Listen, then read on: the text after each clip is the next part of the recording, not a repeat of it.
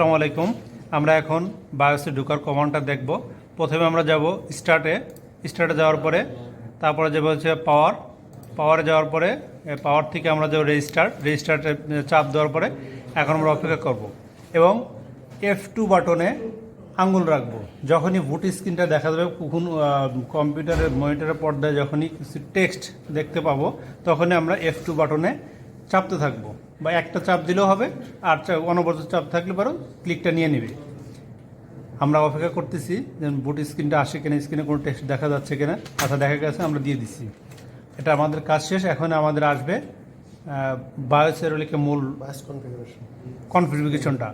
যখন আসবে তখন আমরা ওইখান থেকে বাদবাকি কার্যগুলো করব। আমরা এখন এখানে আমাদের ডেট টাইম সেট আপ, আমরা অ্যারো বাটন চেপে ডেট টাইমে চলে আসবো। আসার পরে ইন্টার বাটন ক্লিক, প্রথমে দেখবো যে প্লাস মাইনাস দিয়ে আমরা এটাকে কম বেশি করে নেবো, যে আমাদের প্রয়োজনীয় যেই ফিগারটা দরকার সেটা করে নেবো। তারপর অ্যারো বাটন দিয়ে সরাই আচ্ছা, ইন্টার বাটন দিয়ে সরাই নেব। ইন্টার বাটন দিয়ে সরাই দিয়ে আবার প্লাস মাইনাস দিয়ে আমরা কম বেশি করে নেব।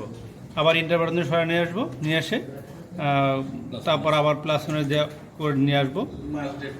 তারপর টাইমে চলে আসবো, সেম প্লাস মাইনাস দিয়ে করবো আমরা। ঠিক আছে, ইন্টার প্লাস মাইনাস দিয়ে করবো। আমাদের কাজ শেষ।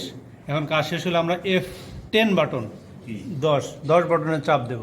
চাপ দিলে পারে তারপর এন্টারে চাপ দিলে পারে আমাদের কাজটা, বুট স্ক্রিনের যে কাজটা ছিল সেই কাজটা সম্পূর্ণ হয়ে গেছে, বায়োসের কাজটা সম্পূর্ণ হয়ে গেছে।